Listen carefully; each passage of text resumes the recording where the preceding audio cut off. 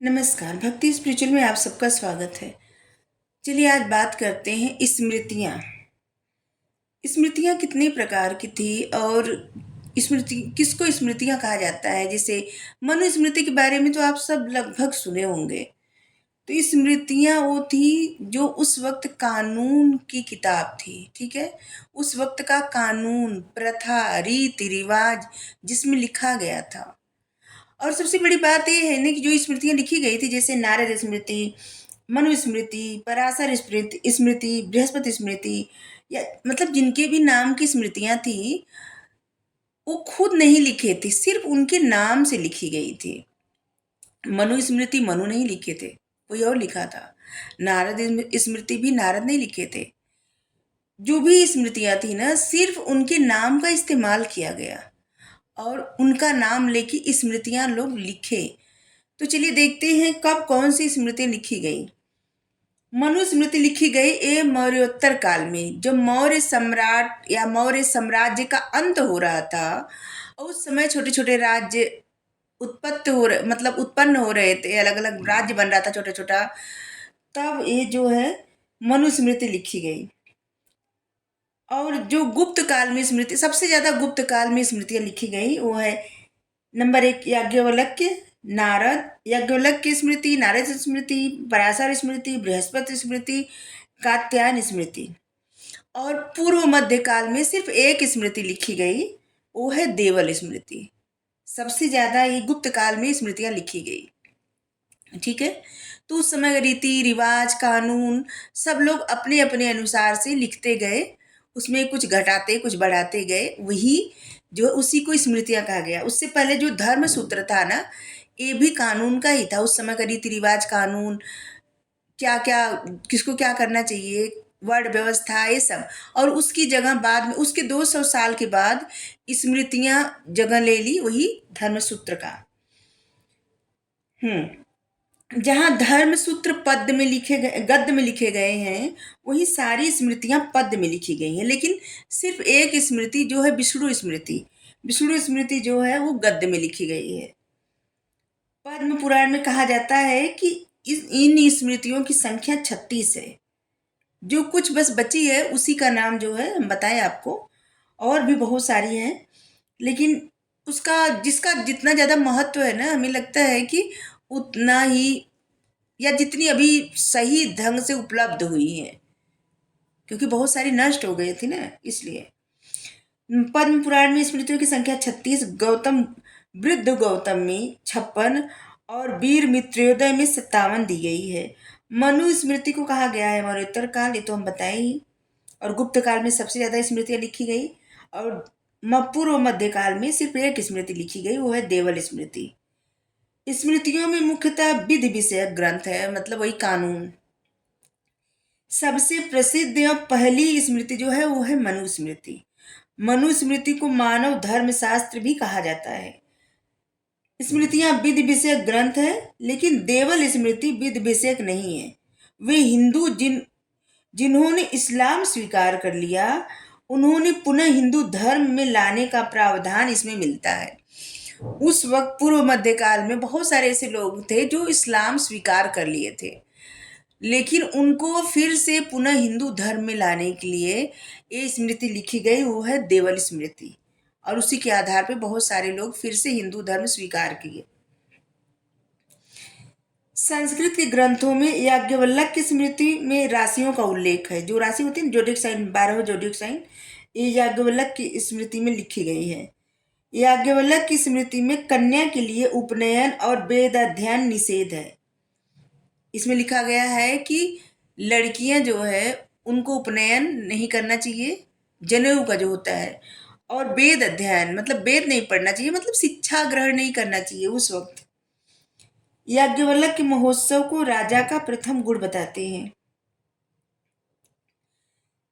कात्यायन स्मृति में भूमि पर राजकीय स्वामित्व का सिद्धांत मिलता है।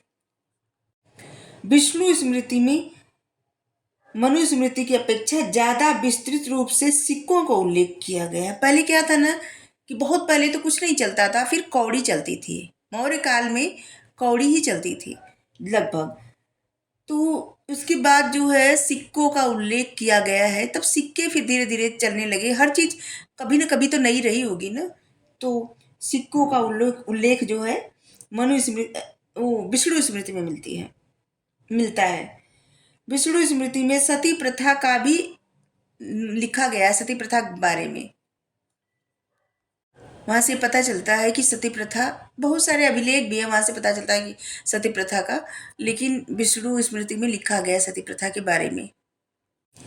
देवड़ भट्ट की स्मृति चंद्रिका, जो कि 1150 ईस्वी में इस चंद्रिका नामक ग्रंथ में कात्यायन स्मृति के 6000 श्लोक दिए गए हैं।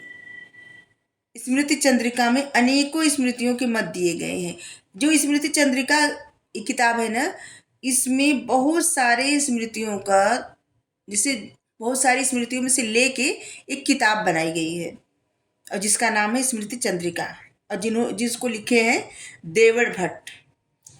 हेमाद्र की चतुरंग चिंतामणि, गोविंदराज की स्मृति मंजरी तथा माधवाचार्य की पराशर माधव धर्मशास्त्र की कोटि के ग्रंथ हैं। सबसे पहले पराशर स्मृति में कृषि को ब्राह्मण धर्म की वृत्ति बताया गया है। इस स्मृति के टीकाकार माधवाचार्य थे, जिन्होंने यह प्रतिपादित किया कि कलयुग में आपर्दन को सामान्य धर्म बताया जाएगा।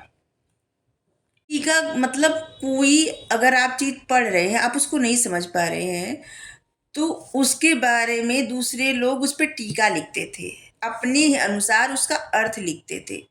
ठीक है, तो ये होता है टीका लिखना किसी भी ग्रंथ पे। ठीक है, 600 से 900 ईस्वी के बीच में जो विधि विषयक ग्रंथ लिखे गए, उनके लेखकों ने स्वयं को मान्यता दिलाने के लिए वृद्ध मनु, बृहत, पराशर बताए ना, कि जो नारद जी, मनु, विष्णु भगवान जी के नाम पर भी, मतलब ये सिर्फ नाम दिया गया है, उनमें से कोई भी स्मृतियां लिखे नहीं है, सिर्फ उनके नाम से लिखी गई है। जैसे हमें कुछ लिख के किसी महान व्यक्ति के नाम पे लिख दे कि उनका है, तो बस वैसे ही। पूर्व मध्यकाल में असहाय नामक एक बहुत विद्वान व्यक्ति थे, उनका नाम था असहाय। उन्होंने मनु स्मृति पर, नारद स्मृति पर और गौतम स्मृति, वृद्ध गौतम स्मृति पर भाष्य लिखे थे। ये भाष्य, टीका, ये सब ना अपने अनुसार, अपने तरीके से उसका अर्थ लिखना, समझाना, दूसरों को बताना, समझाना, और भी विस्तार पूर्वक लिखना। विश्वेश्वर मदन पारिजात के लेखक है। मदन पारिजात एक भाष्य लिखा गया है, उसके लेखक हैं विश्वेश्वर। मनु स्मृति के जो टीकाकार हैं वो हैं भारुचि, मेधातिथि, ये लोग 19वीं शताब्दी में लिखे थे। गोविंदराज 11वीं से 12वीं शताब्दी में लिखे थे। कुल्लू भट्ट 12वीं शताब्दी में। यह सर्वज्ञ नारायण हैं। मेघातिथि के अनुसार शास्त्र धारण करने वाला हर व्यक्ति का अधिकार है कि वह अन्यायी राजा का विरोध करे। मेघातिथि ने कहा है, फिर से समझिए, कि शस्त्र धारण करने वाला हर व्यक्ति का अधिकार है कि अन्यायी राजा का विरोध करे, और ये उचित भी है। स्मृति विवेक के लेखक है मेधातिथि। उन्होंने शूद्रों की निजी संपत्ति को मान्यता दी है। इससे पहले शूद्रों की निजी संपत्ति को कोई मान्यता नहीं दी है, किसी भी स्मृति में नहीं लिखा गया है। 1776 ईस्वी में मनु स्मृति का अनुवाद NB हेक ने किया था। इनकी बुक थी ए कोड ऑफ जेंटू लॉ, इसके नाम से प्रकाशित किया गया। रॉयल एशियाटिक सोसाइटी ने इसका अनुवाद इंस्टीट्यूट ऑफ हिंदू लॉ से किया है, मतलब हिंदू नाम से किया है। विलियम जोन्स और कोलब्रुक ने डिजेस्ट ऑफ हिंदू लॉ प्रकाशित किए, इसी को, मनुस्मृति को ही सब लोग किए। ठीक है, विलियम जोन्स बहुत सारे जो ग्रंथ थे ना उसको पढ़े और वो संस्कृत सीखे। विलियम जोन्स जो है ना वो संस्कृत सीखे पढ़ने के लिए हिंदू धर्म ग्रंथ। याज्ञवल्क्य की स्मृति के टीकाकार हैं विश्वरूप विज्ञानेश्वर, जो कि 11वीं से 12वीं शताब्दी में किए थे। अपरार्क 12वीं शताब्दी में। अपरार्क कोंकण शिलाहार वंश का शासक था। शंकराचार्य के शिष्य सुरेश्वराचार्य जिन्हें विश्व रूप के नाम से भी जाना जाता है, उन्होंने एक टीका लिखा था याज्ञवल्क्य की स्मृति पर। उसका नाम है बाल क्रीड़ा। तो आज के लिए इतना ही। हमें लग रहा है कि आप लोग स्मृतियां नाम इतना सुनते होंगे, अभी समझे कि स्मृतियां क्या थी। ठीक है, थैंक यू।